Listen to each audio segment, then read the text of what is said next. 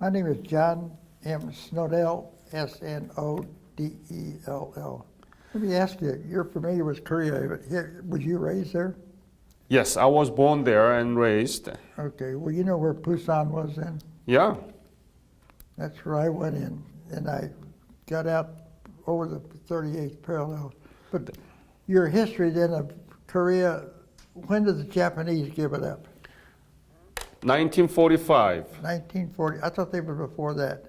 They occupied Korea in 1910, and then they defeated by the United States, by the the Allied forces in 1945. So they left Korea in 1945. I'll be darned, I thought it was sooner than that. Yeah. I'll So be darned. what is your birthday? 7/11/29. 7/11. 29. You born on the year of Great Depression. Well, yes. Well, that's no problem. Now let's go back to some good speeches. Let me ask question, okay? You answer to my question. I'm not used to it, but go ahead. I always give. Where were you born? In Independence, Missouri. Ah, so you've been to President Truman Library? Yes. Do you like it? I would say it's a plus. You know, he was the president of the United States when he let the big bomb go. Tell me about your family when you were growing up, your parents and your siblings. Well, see, I only had one brother. He was a doctor here in town. But my father, he grew up in French Village. He was an ancestor of the French. He spoke fluent French when he was in grade school. Mm-hmm. So But go ahead. But that's it. Uh-huh. All right. When did you graduate your high school? 48. What high school did you graduate? De La Salle Military Academy. Could you spell it? DeLaSalle, De La Salle Military Academy. That's 4 years? 4 years. Why did you get there? Why did you go to? My father says I was too damn out, you better learn this. And we were Catholic, so he sent me to a Catholic high school. So anyway, I'm a rare species, but anyway, I don't want to take up your time, but what can I do to say nothing? I mean, I have many other questions, so please answer to that question, okay? I'll try. Yeah. As long as you just keep going fast. Yes. So, did you know anything about Korea when you were in the military academy there? Did they teach about Korea? No, we were right after the big war in '42, and we had this guy from Germany, and he was very strict on all the cadets there. But did you know anything about Korea? Well, that's a negative question. You ought to know better than that.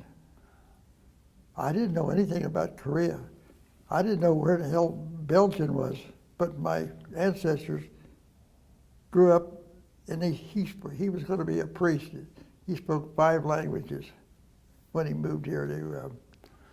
So anyway, when Korean War broke out in 1950, what were you doing?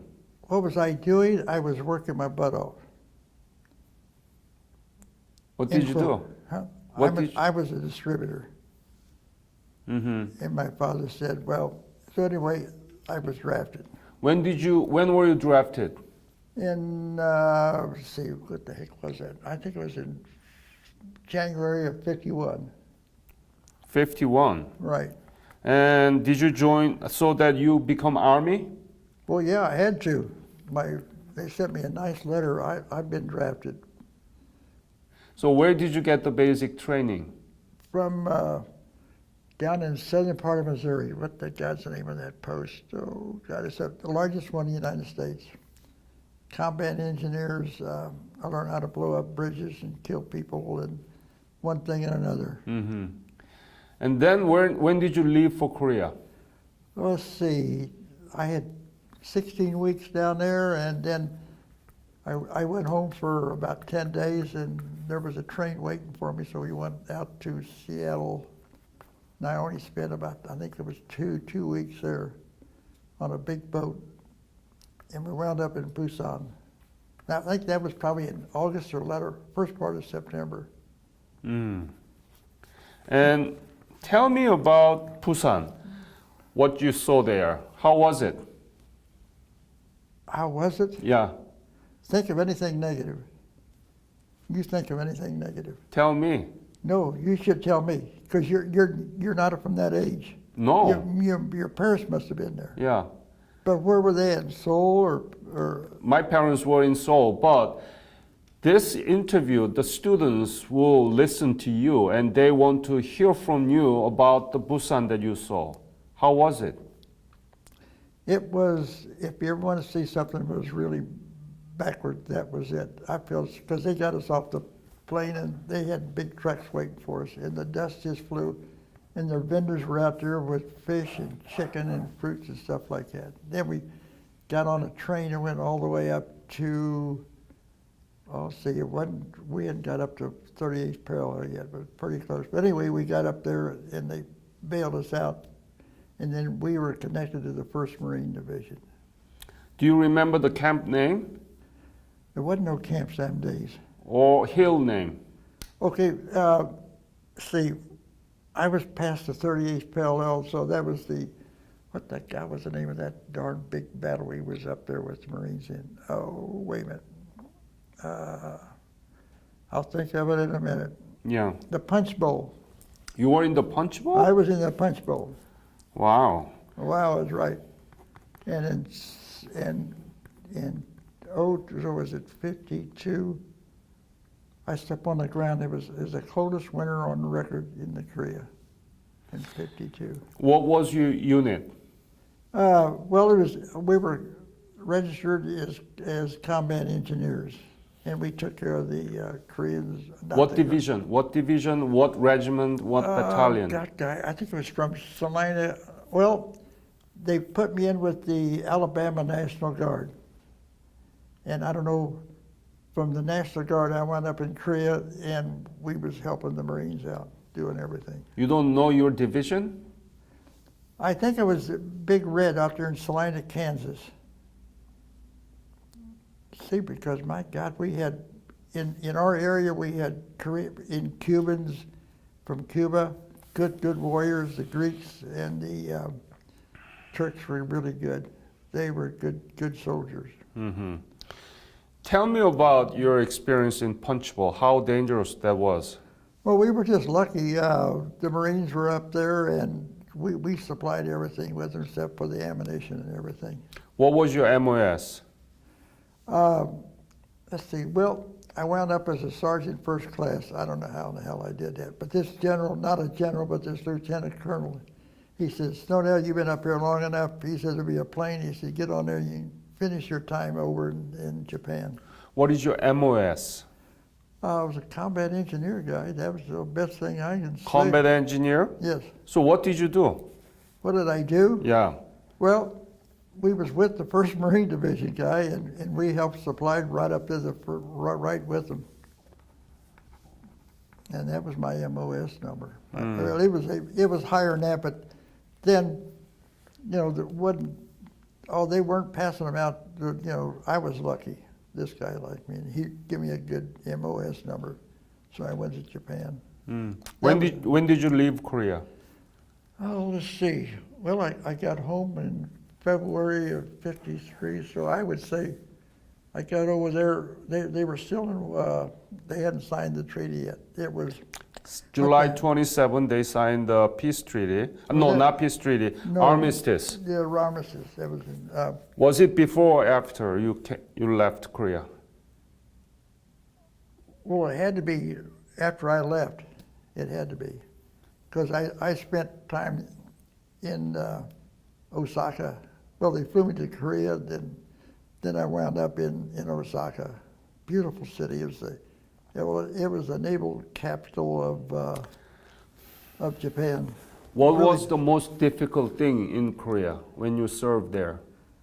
I think it's just the weather. Weather? Colder than hell in 19, and I slept on the ground. They had to.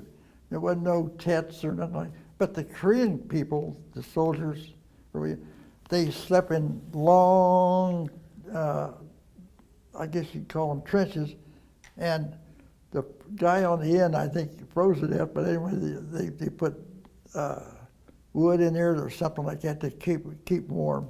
That was a good deal. I thought it was great. I never thought of such a thing. I never did.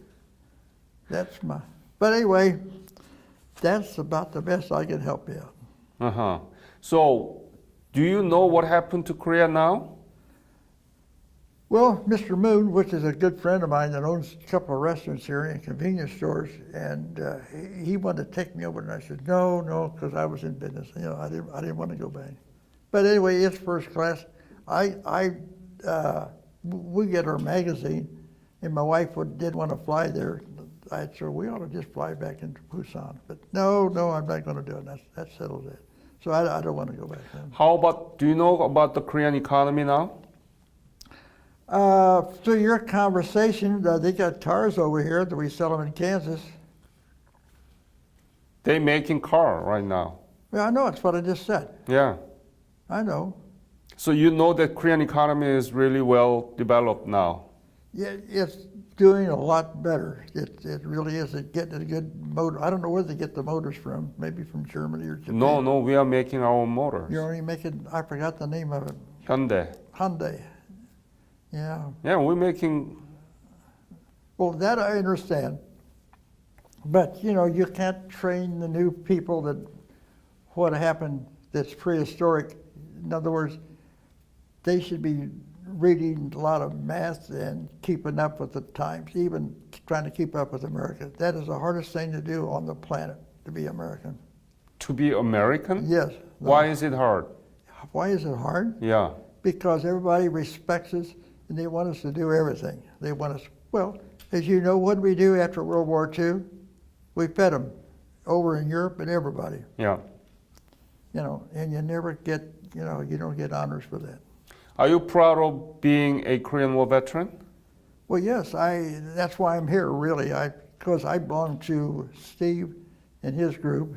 Chapter 181. Is that what it is? Yeah. 181. But I switched it from another post, so I'm now over there on 95th and Plum. So that is me.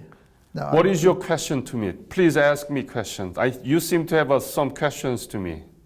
Well, I do, but I hate to see the expenses. I'm so used to Koreans not living such luxuries. Number one. That is number Koreans one. are now 11th largest economy in the world. I'm talking about you, my friend. Yeah. I'm talking about you. In other words, you've got My foundation's been funded, so no problem.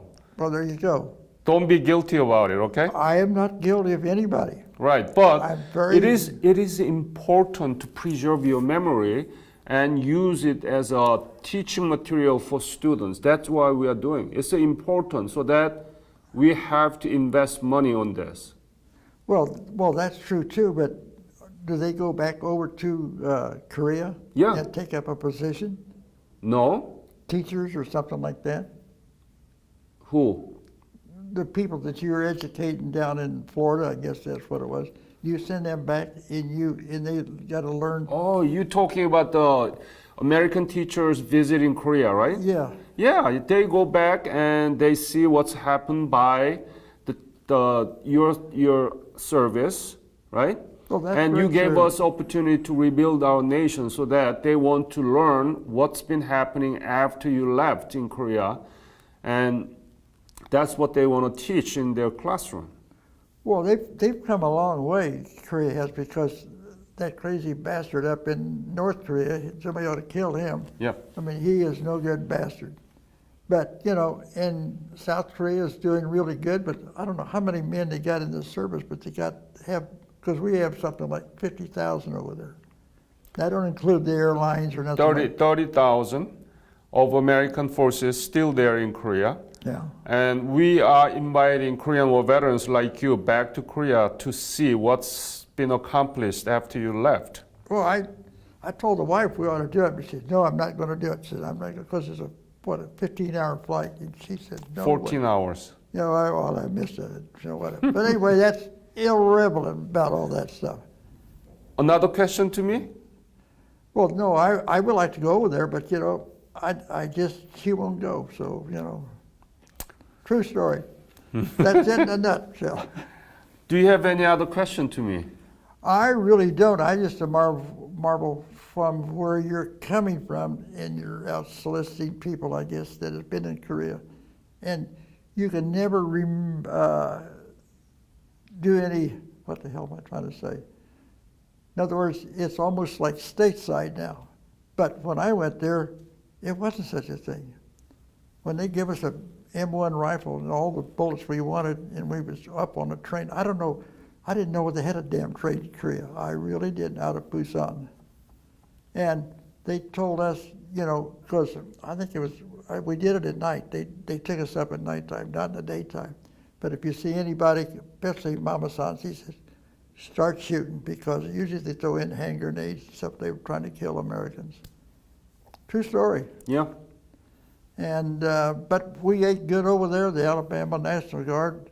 Of course, we took a lot from the Marines, but you know, and we had all the cigarettes free, and I always sold all mine.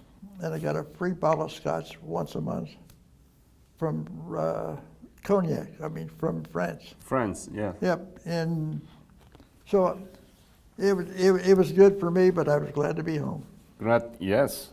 I was In one piece. in one piece. And well, some of my friends, they sent it back from Japan with bullet holes in their legs and in their back.